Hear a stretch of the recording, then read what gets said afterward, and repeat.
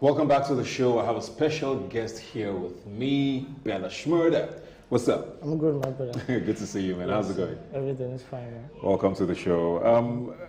Let's talk about this your style first, because it's becoming a thing now. Yeah. You wore this on stage when you performed, I think, at Big Brother. Yeah. Is this what's happening? I think this is my own way of being unique.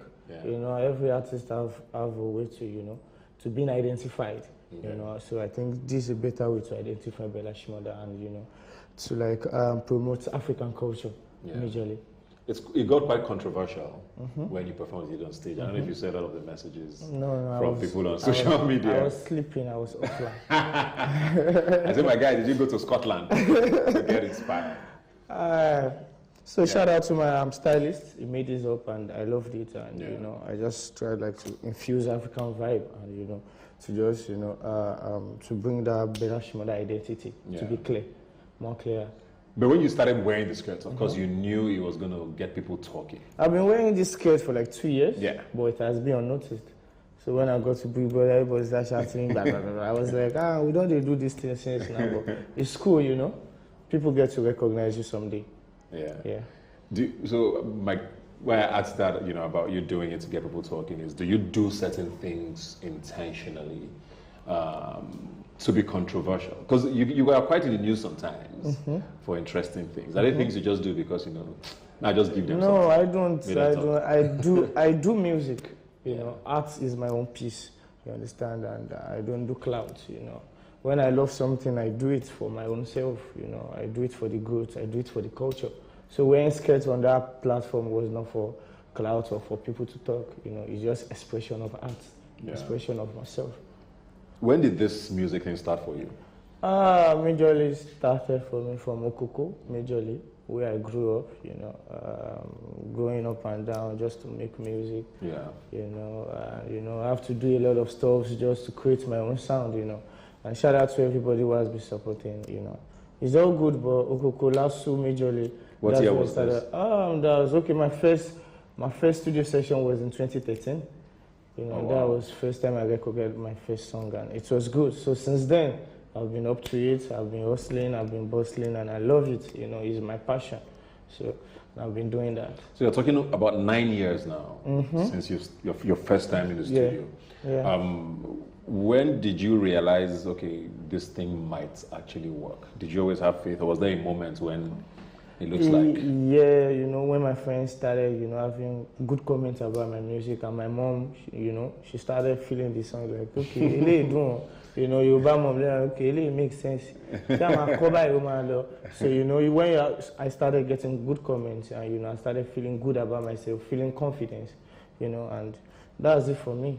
Yeah. I just had to push more. So who were you listening to at the time? 2013, 2014, which artists were you listening to, influencing you? Most of the genres, My mom is Yoruba, so most of the time we go to church, you hear Topi Alabi. Most of the time where she's going to work and I'm going to school, she put on Wasia and Awino Ishola. So all this music together, made me, you understand? Yeah. So even when you listen to my song, it's not just Afro, you listen to that Fuji in my voice. You understand? And that's where it started from. So majorly, I listen to Wiz, I listen to Popcorn, as at then, you understand? I listen to a lot of these people. I listen to Olamide Bado, you understand? Orisha Femi, you understand? Likes of Nice, you understand? Yeah. These people's sound and vibes, made me. You understand? Yeah. That's a very interesting mix, because I've heard Fuji, I've heard Afrobeats, I've heard some rap there. How do you blend all that to get Fela Shmurda's sound? I listen to music just to learn, because some people spit a lot of truth, and that's what I'm about. I want to hear some sense. I want to understand better things, and that's what Nice does in his music. That's what Olamide does. In the music, that's what Popcorn does. These are the people I listen to. I listen to Fuji, Wasian, Awino Ishola, and these people do contemporary music. Like, they are true to it, and that's the kind of music I want to put out. Yeah. Yeah. What year though what song did it for you eventually? Eventually, the last couple of years. Yeah, Vision 2020. Shout out to Olamide Bado for jumping on the remix. I just had this feeling at that time, like things are not working out, and I feel most of the problem I'm having is like, you be like, all this government, no way. You understand that kind of thing, but it's all fine. Vision 2020 was just a conscious sound to keep people, to make people awake, to keep them awake, and you know, Lamide Badu jumped on it, and that was it for me. How did you get him? Okay, shout out to Poco. Poco was involved. We had to make a viral video because he heard the song and he was like, "Yo, Bella, this song is sweet too. Mook, we do viral video." And at that point, I don't even have money for video. I was like, "Yo, video." Okay, it was just like, okay, just call any of your friends that can handle a phone with the camera, and you know, we do a video. I will post. So Poco posted. Olamide Bado saw it. You know, Poco posted. It went viral. Bado saw it and he called me up. So I went to his place with Poco and he jumped on the remix. Shout out to Adi Kabasa. He did the beats, you know, he had to remake the beats, and Olamide did his thing. Yeah. And he supported all through. It's very interesting how many stories I hear from artists these days that has social media as a big factor in how their lives changed. You know, do you think record labels are still important today? Because, I mean, we see a lot of people, CK, all of these people who just, with TikTok or Instagram sometimes, your career or your life completely changes. Definitely. Labels, is social media the new record label? Labels are important, you know. Some of us have financial issues. We can't even make videos, you know. We can't even do some kind of things. We don't have money to record. When I started, you know, I have to work like 247 just to pay 7,000 for my studio session. You know, at the point I have to steal one of my brother's bike, you know, to go and sell and pay for my studio. Have you paid session. him back? I've paid him back. He's doing well now. So you understand. So this kind of things, label are also important, but every artist out there should watch out. They should get a good lawyer in case you want to sign anything. Get a good lawyer, watch out, and you know, just be yourself and be conscious of whatever you're signing. You know, but labels are good. You know, they help in one way or the other. But you know, if you believe in yourself, you can still do it alone. Yeah. Yeah. What's your status now with One World? One World is all cool. I'm cleared of mine. I'm now Dan Banana Republic. I'm a CEO now. So I'm Bella Shmurda. Was that resolved? It's all resolved. All resolved. When was this? I think about a year ago. My lawyer is here. He's always going about with me. So everything is... Everything. To make sure you're saying the right things. Yeah. No, to make sure I'm just fine, you know. Yeah. No illegal issues. So what's Dangwana? Is that your record label? Yeah, that's my record label. So me and my brother, Breed, we just sat down with it and be like, yo, we can do this, and you know, we created this label, and I have myself as one of the artists and also a co-owner, you know, and we are all doing things together. Yeah. So I hear you when you said, you know, people should be careful, get a lawyer and all of that at the start of your career. But I also hear a lot of artists who have been through this, where they say, you know, I signed this deal and maybe it didn't work out, or there was the record label tried to do my head in or whatever. Is it possible when you are really hungry, and I'm not talking about for food, hungry for success, to actually get a lawyer to sign the kind of deal that you want, especially at that time where you're desperate for anything? Yeah, this question will take me back to the One Word. When I wanted to sign with the One Word, you know, I was in school, so I had to go and call a law student in a law department to come and help me. And this one said, no know anything. What level? 100 level? Like, probably I was in 200 level. The law student? I was in 200, I was in 300. So we used to, you know, stay at one ghetto and smoke cigar together. And I always see white and black. I was like, you, Edmond. Don't look this thing for me. Learn and study, Sure, you understand, bro. I understand how people feel, you know, I'll be in that status. But now we're in 2022, you know, people should understand better. Understand? You shouldn't rush things now. You know, the music is large enough. You should know it will reach your side. The sky is wide enough for everybody to fly. Yeah, but it's also a business, which is, because people always make it look like the artists are victims, and nobody ever seems to understand the record label side. So now you own your record label, or you co-own your record label, and you are now running a business, so you're going to invest in artists, I believe. Is it easy to be able to do that and not be seen a certain way, if you know what I mean? Because artists will always want to, at the end of the day, say, I beg, now I don't blow, I need to go on my own. How do you want to handle that now as a record label co-owner? Definitely, you know, every artist should know, if you want to know, you should know what you want for yourself. Yeah. So whatever you want, you should put in that paper. So you guys should reach, a level of agreement. You understand? So it's not what they bring to you, you just go and sign. You understand? That's what happens most of the time. You know, I have a friend, a case like that, you know, they have to be, on his contract, there was no year of release for him. God, I beg. You understand? So till infinity. Till infinity, like, I don't know. You go just sing, they go, you know. But it's all good.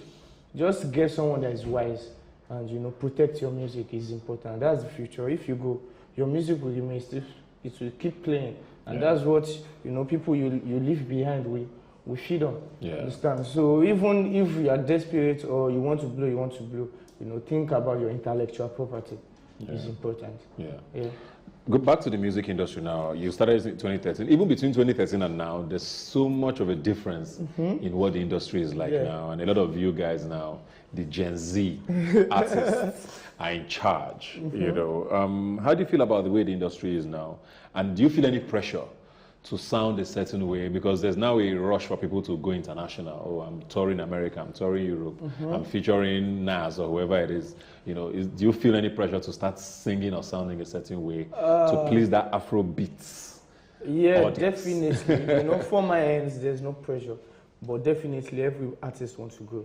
And for Afrobeat, you know, Fela started this and we have to take it from where he left it.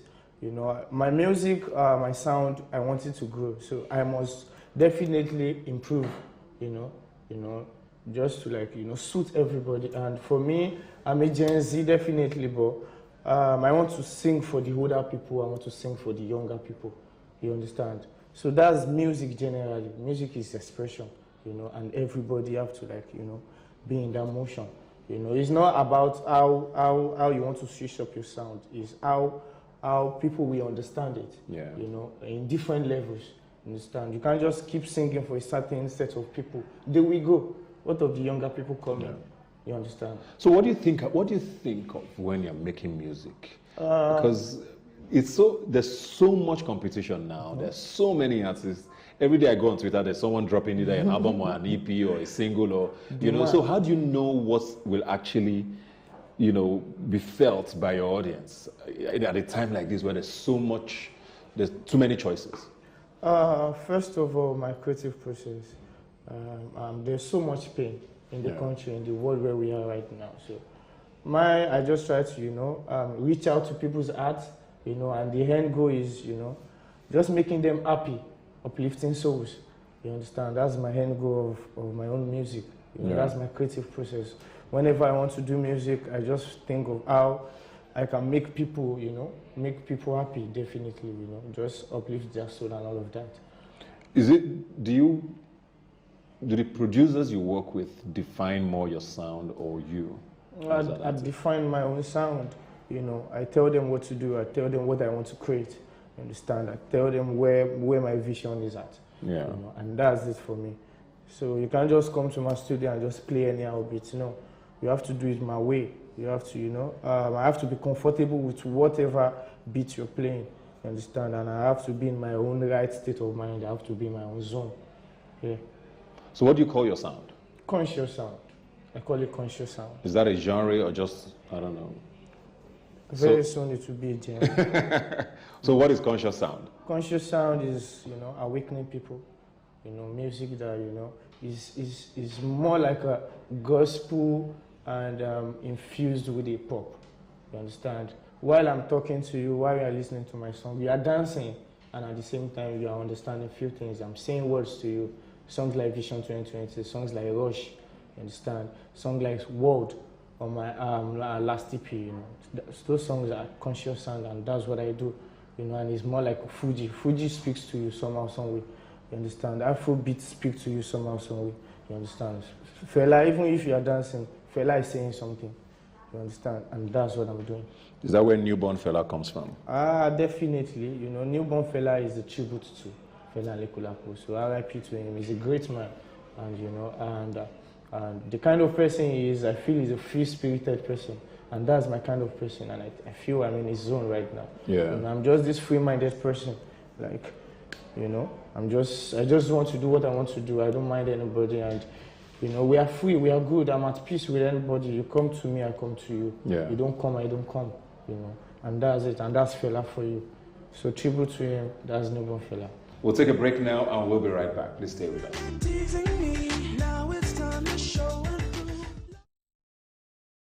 I want to understand this name, first of all, explain it. I'm sure you've explained it a few times, but I want to hear it from you. Okay, my name is Abiola, so I coined that to Bella, and I used to love Bobby Shmurda so much, so I just took the Shmurda. So that's Bella Shmurda. Does he know this? Does he know this? No, he doesn't know, but don't worry. You will see us together very soon because we are planning something.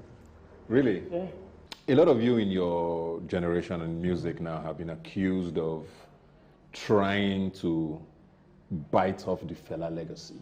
You know, is that you dress like him, or you're trying to sound like him, or everybody's calling themselves the young Fela or whatever it is. So many artists have been accused of that for different reasons. It's almost like, oh, once you attach yourself to the Fela brand, it's a way of, you know, getting more of an audience, especially internationally. Is that the case with you, or is it actually? There's a saying that don't forget where you're coming from. You understand? Fela is the originality is the origin of Afrobeat. So if you forget Fela, then you are not even doing Afrobeat. You are not in the scene, in the zone. So you understand? So everybody's trying to like Fela this, Fela that. You know, it's tribute to him. You know, it's tribute to him. So it's a thing of joy for me to attach myself to originator of the kind of music I sing. Yeah. Yeah. Fair enough. Who have you not worked with that you'd like to work with, like a fellow artist? My fellow artist. Shout out to the female, you know, the females in the industry. Likes of Thames, I love her, she's doing well. Likes of Tiwa Savage, you know, likes of Aista. These girls are doing well, you know, and you know, I'm proud of them. These people are doing well, you know. Can't you imagine a Bella Shmurda and Thames song? It should be crazy, man. That's a very interesting combination. Sorry, go on. Yeah, so I work with Olamide Bado, with Wiz, with, you know, you can name it, you know. But I'm still here. I'm going international, so, you know. Shout out to international? everybody. Yeah, definitely. What's the plan? The plan is to, you know. Are there people you're working with already or planning to work with? Yeah, I'm planning to work with myself. More of myself. Internationally. Internationally. You understand? And, you know, I'm planning to work with better people. Yeah. People that can make me better, that can, you know, that can consistently give me growth. Yeah. You understand? So that's the plan. So anybody you are there, if you can make me better, I'm open to work. Yeah, great stuff. What's coming for the rest of the year for you? What are we looking forward to? For the rest of the year, project-wise? Yeah, I'm working on my debut album, my first album. Finally? Finally, yes. So, and it will be out soon. It's called How soon is soon? Yeah, soon is soon. Sooner. But it will be out, and it's called what? Hypertension. It's called Hypertension, Love and Lost. Understand? So that's Bella coming through with, you know, the real Bella. I've been working on myself, but I feel it's time to, like, people to see the real Bella and the kind of music in a proper body of work. Yeah, in a proper body of work, and the kind of music I really want to do. You understand? Yeah. You know, without pressure, without tension, in my own lane. Any interesting features we should look out for? Yeah, I have Caspano Vest. Oh. Bobby Shmurda. Oh, finally. Bella and Yeah, definitely. So that's an interesting one. So yeah, is it out before 30 December? Very important. Yeah, before 30 December. Because we need to groove to it. Yes, definitely before 30 December. Awesome stuff. Anything outside of music you do? I mean, we saw Zlatan featuring in a movie. I'm wondering if it's something you're going to start branching into as well. I don't want to mix the music up. For now. For now. You know, I just have to stay focused. You know, my mind is at one place. Yeah. If it's music for me, let me do music. You understand? I don't want to be distracted. You understand? And it's music for now. I'm making money. I'm making people happy. You understand? I'm being a better person. That's it right now. Awesome stuff, man. Congratulations. Hypertension coming soon by Bella Shmurda, featuring Bobby Shmurda. Looking forward to that, man, and all the best with everything. And keep rocking the skets. Don't listen to anybody. Okay, thank you. Thanks a lot for joining us. Like I always say, you can follow the conversation on social media. Please use the hashtag Rubbin Minds when you send us a message. I'll see you next time.